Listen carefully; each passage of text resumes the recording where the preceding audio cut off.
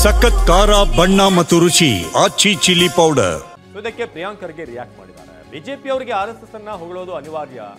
ಬಸವರಾಜ ಬೊಮ್ಮಾಯಿ ಜ್ಞಾನ ಇರುವಂತಹ ಮನುಷ್ಯ. ಕಾನೂನಿನ ಅರಿವು ಬೊಮ್ಮಾಯಿ ಅವರಿಗೆ ತುಂಬಾ ಇದೆ. ಸಂಸದ ಬೊಮ್ಮಾಯಿ ವಿರುದ್ಧ ಪ್ರಿಯಾಂಕ್ ಲೇವಡಿ ಮಾಡಿದ್ದಾರೆ. ಸುಪ್ರೀಂವರೆಗೂ ಬೊಮ್ಮಾಯಿ ತಂದೆ ಹೋರಾಡಿದ್ರು. ಆ ಆದೇಶ ನೋಡಿದ್ರೆ ಬೊಮ್ಮಾಯಿ ಬಿಜೆಪಿ ಬಿಟ್ಟು ಹೊರ ಬರ್ತಾರೆ. ನೋಡ್ಲಿ ಆದೇಶವನ್ನ ಅಂತ ಹೇಳಿದ್ದಾರೆ. ಬೊಮ್ಮಾಯಿ ಸಾಹೇಬರಿಗೆ ಕಾನೂನಿನ ಅರಿವು ಸಂಪೂರ್ಣವಾಗಿದೆ. ಎಲ್ಲೂ ಕೂಡ ನಾನು RSS ಬ್ಯಾನ್ ಮಾಡಬೇಕು ಅಂತ ಹೇಳೇ ಇಲ್ಲ. ಅದು ರಿಜಿಸ್ಟರೇ ಆಗಿಲ್ಲ ಅಂದರೆ ಬ್ಯಾನ್ ಹೆಂಗೆ ಮಾಡ್ತೀರಾ? ಆಮೇಲೆ SR ಬೊಮ್ಮಾಯಿ ಅವರ ಜಜ್ಮೆಂಟ್ ಓದ್ಬಿಡಿ.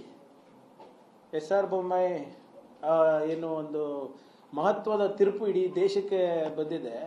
ಆ ಜಜ್ಮೆಂಟ್ನಲ್ಲಿ ಸಂವಿಧಾನದ ಬಗ್ಗೆ ಮತ್ತೆ ಜಾತ್ಯತೀತ ತತ್ವದ ಬಗ್ಗೆ ಏನಿದೆ ಅಂತ ಬೊಮ್ಮಾಯಿ ಸಾಹೇಬರು ಓದ್ಬಿಟ್ರೆ ಕರೆಕ್ಟಾಗಿ BJP ಬಿಟ್ಟು ಬಂದ್ಬಿಡ್ತಾರೆ.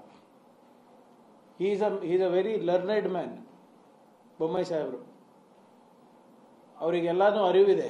ಪಾಪ ಏನು ಮಾಡೋದು, ಪಾರ್ಟಿ ಚೌಕಟ್ಟಿನಲ್ಲಿ ಇರಬೇಕು ಅಂದ್ಬಿಟ್ಟು RSSಗೆ ನಮಗೆ ಬೈಯೋದು RSSಗೆ ಸಮರ್ಥನೆ ಮಾಡ್ಕೊಳೋದು ನಮಗೆ ಬೈಯೋದು ಅನಿವಾರ್ಯತೆ ಇದೆ ಅಷ್ಟೇ. ಬಟ್ SR ಬೊಮ್ಮಾಯಿ ಅವ್ರ ಜಜ್ಮೆಂಟ್ ಓದ್ಬಿಟ್ರೆ ಅವರೇ BJP ಬಿಟ್ಟು ಬರ್ತಾರೆ. ಇರ್ಬೋದು, ಯಾಕಂದ್ರೆ ನಾನು ಹೇಳಿಲ್ವಾ, ಅವರು ಏನು ಈ ಎಕನಾಮಿಕ್ಸ್ ಬಗ್ಗೆ ಇರ್ಬೋದು, ಇರಿಗೇಷನ್ ಬಗ್ಗೆ ಇರ್ಬೋದು, ನಿಮ್ಮ ಫೆಡರಲ್ ಸ್ಟ್ರಕ್ಚರ್ ಬಗ್ಗೆ ಇರ್ಬೋದು, ಭಾಳ ಚೆನ್ನಾಗಿ ಮಾತಾಡ್ತಾರೆ. ನೀವು ಸದನದಲ್ಲಿ ನೋಡಿದ್ದೀವಲ್ಲ. ಆದರೆ ಆ ದುರ್ದೈವ ಏನಪ್ಪ ಅಂದರೆ ಅವರ ಹಿರಿಯರ ಏನು ಹೋರಾಟ ಇತ್ತು SR ಬೊಮ್ಮಾಯಿ ಸಾಹೇಬರದ್ದು ಸುಪ್ರೀಂ ಕೋರ್ಟ್ ತನಕ ಹೋಗಿತ್ತು. ಆ ಜಜ್ಮೆಂಟ್ಗಳನ್ನು ನೀವು ಓದ್ಬಿಟ್ರೆ ಅವಾಗ ಸಂವಿಧಾನದ ಮೌಲ್ಯ, ಜಾತ್ಯತೀತ ಹೇಗೆ ನಮ್ಮ ಸಮಾಜದಲ್ಲಿ ಇದೆ ಅಂದ್ಬಿಟ್ಟು ಬಹಳ ಚೆನ್ನಾಗಿ ಉಲ್ಲೇಖಿಸಿದ್ದಾರೆ ಬೊಮ್ಮಾಯಿ ಸಾಹೇಬ್. ನಾನು ಯಾರ ಮೇಲೂ ಕೂಡ ಪ್ರಭಾವ ಬೀರ್ತಾ ಇಲ್ಲ. 11 ಸಂಘಟನೆಗಳು ಚಿತ್ತಾಪುರದಲ್ಲಿ ಅನುಮತಿ ಕೋರಿವೆ. RSS ಅನುಮತಿ ಬಗ್ಗೆ ಸಚಿವ ಪ್ರಿಯಾಂಕ್ ಖರ್ಗೆ ಹೇಳಿಕೆ. 11 ಸಂಘಟನೆಗಳು ಕಾರ್ಯಕ್ರಮಕ್ಕೆ ಅನುಮತಿಯನ್ನು ಕೋರಿವೆ. ಅದಕ್ಕೆ ಅಧಿಕಾರಿಗಳು ಶಾಂತಿ ಸಭೆಯನ್ನ ಮಾಡ್ತಾರೆ. ಅಧಿಕಾರಿಗಳ ತೀರ್ಮಾನಿಸಿ ಕೋರ್ಟ್ಗೆ ವರದಿಯನ್ನ ಸಲ್ಲಿಸ್ತಾರೆ. ಅವರೇ ತೀರ್ಮಾನ ಮಾಡಿ ಕೋರ್ಟ್ಗೆ ವರದಿಯನ್ನ ರಿಪೋರ್ಟ್ ಅನ್ನ ಕೊಡ್ತಾರೆ. ಕೋರ್ಟ್ ಏನು ತೀರ್ಮಾನ ಮಾಡುತ್ತೆ ಅದನ್ನು ನಾವು ಪಾಲಿಸ್ತೀವಿ. RSS ಅನುಮತಿ ಬಗ್ಗೆ ಸಚಿವ ಪ್ರಿಯಾಂಕ್ ಖರ್ಗೆ ಹೇಳಿಕೆ. ನಾನು ಯಾರ ಮೇಲೂ ಕೂಡ ಪ್ರಭಾವ ಬೀರ್ತಾ ಇಲ್ಲ ಅಂತ ಪ್ರಿಯಾಂಕ್ ಖರ್ಗೆ ಹೇಳಿದ್ದಾರೆ.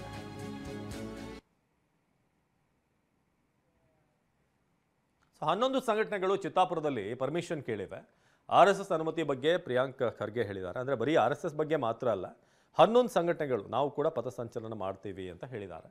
ಸೊ 11 ಸಂಘಟನೆಗಳು ಕಾರ್ಯಕ್ರಮಕ್ಕೆ ಅನುಮತಿ ಕೋರಿರೋದ್ರಿಂದ ಅಧಿಕಾರಿಗಳು ಒಂದು ಸಭೆಯನ್ನು ಮಾಡ್ತಾರೆ. ಅಧಿಕಾರಿಗಳೇ ನಂತರ ತೀರ್ಮಾನ ಮಾಡಿ ಕೊಡಬೇಕಾ ಬೇಡವಾ ಅನ್ನೋದ್ರ ಬಗ್ಗೆ ಒಂದು ವರದಿಯನ್ನು ಕೋರ್ಟ್ಗೆ ಸಲ್ಲಿಸ್ತಾರೆ. ಸೊ ಕೋರ್ಟ್ ಏನು ತೀರ್ಮಾನ ಮಾಡುತ್ತೆ ಅದನ್ನೇ ನಾವು ಪಾಲಿಸ್ತೇವೆ. ಒಂದು ವೇಳೆ ಕೋರ್ಟ್ ಇಲ್ಲ, ನೀವು ಅವಕಾಶ ಕೊಡ್ಬೋದು ಎಲ್ಲ 11 ಸಂಘಟನೆಗಳಿಗೂ ಅಂತ ಹೇಳಿದ್ರೆ ಕೊಡ್ಬೋದು. ಇಲ್ಲ ಅಂತಂದರೆ RSSಗೆ ಅಂತಲೇ ಏನು ನಾವು ವಿಶೇಷವಾಗಿ ಅವ್ರನ್ನ ನಿರ್ಬಂಧ ಮಾಡಬೇಕು ಅಥವಾ ಅವರ ಚಟುವಟಿಕೆಗಳಿಗೆ ಕಡಿವಾಣ ಹಾಕಬೇಕು ಅನ್ನೋದು ನಮ್ಮ ಉದ್ದೇಶ ಅಲ್ಲ ಅನ್ನೋ ಅರ್ಥದಲ್ಲಿ ಪ್ರಿಯಾಂಕ್ ಖರ್ಗೆ ಹೇಳ್ತಿದ್ದಾರೆ. ಸೊ ಒಟ್ಟು 11 ಸಂಘಟನೆಗಳು ಭೀಮ್ ಆರ್ಮಿ ಸೇರಿದ ಹಾಗೆ ಅಲ್ಲಿ ಪರ್ಮಿಷನ್ ಕೇಳಿರೋದು. ಎಲ್ರಿಗೂ ಕೂಡ ಅವಕಾಶ ಕೊಡುವಂಥದ್ದು ಕಷ್ಟ ಆಗುತ್ತೆ. ಸೊ ಅಂಥ ಒಂದು ಪರಿಸ್ಥಿತಿ ಇದೆ ಅಂತ. ಇನ್ನು ಈ ನಡುವೆ ಕೋಲಾರದಲ್ಲಿ ಪಥಸಂಚಲನಕ್ಕೆ RSS ತಯಾರಿಯನ್ನು ನಡೆಸಿದೆ. ಮಾಲೂರಿನಲ್ಲಿ RSSನ ಪಥಸಂಚಲನ. ಬೀದಿಗಳಲ್ಲಿ ರಾರಾಜಿಸುತ್ತಿರುವಂತಹ ಕೇಸರಿ ಬಾವುಟಗಳು. ಕೋಲಾರದ ಮಾಲೂರು ಪಟ್ಟಣದಲ್ಲಿ ಸದ್ಯಕ್ಕೆ ರಸ್ತೆಗಳಲ್ಲಿ ಕೇಸರಿ ಬಾವುಟಗಳು ರಾರಾಜಿಸ್ತಾ ಇವೆ. ಪೊಲೀಸರು ಕೂಡ ಇದಕ್ಕೆ ಪರ್ಮಿಷನ್ ಕೊಟ್ಟಿದ್ದಾರೆ. ಪಥಸಂಚಲನಕ್ಕೆ ಈಗ ರೂಟ್ ಮ್ಯಾಪ್ ಅನ್ನು ಕೂಡ ಪೊಲೀಸರು ಇಂತಿಂಥ ರಸ್ತೆಯಲ್ಲಿ ನೀವು ಪಥಸಂಚಲನ ಮಾಡಬಹುದು ಅಂತ ಪರ್ಮಿಷನ್ ಕೊಟ್ಟಿದ್ದಾರೆ. ಮುಂಜಾಗ್ರತಾ ಕ್ರಮವಾಗಿ ಪೊಲೀಸರ ಬಿಗಿ ಬಂದೋಬಸ್ತನ್ನು ಕೂಡ ಕೈಗೊಳ್ಳಲಾಗಿದೆ. ನೀವೀಗ ಮಾಲೂರು ಪಟ್ಟಣದ ದೃಶ್ಯಗಳನ್ನು ನೋಡ್ತಾ ಇದ್ದೀರಾ.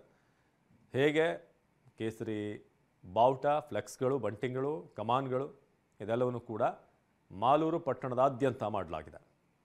ಪೊಲೀಸರು ಕೂಡ ಬಿಗಿ ಬಂದೋಬಸ್ತನ್ನು ಕೈಗೊಂಡಿದ್ದಾರೆ. ಯಾಕಂದರೆ ಭಾಳ ಚರ್ಚಿತ ವಿಚಾರ ಇದು ಪಥಸಂಚಲನ. ಸದ್ಯಕ್ಕೆ ಚಿತ್ತಾಪುರದಲ್ಲೂ ಕೂಡ ನೀವು ನೋಡ್ತಾ ಇದ್ದೀರಾ ಸಾಕಷ್ಟು ಜಟಾಪಟಿ ನಡೀತಾ ಇದೆ. ಸೊ ಕೋಲಾರದಲ್ಲಿ ಇವತ್ತು ಪಥಸಂಚಲನಕ್ಕೆ ಅವಕಾಶವನ್ನು ಕಲ್ಪಿಸಲಾಗಿದೆ.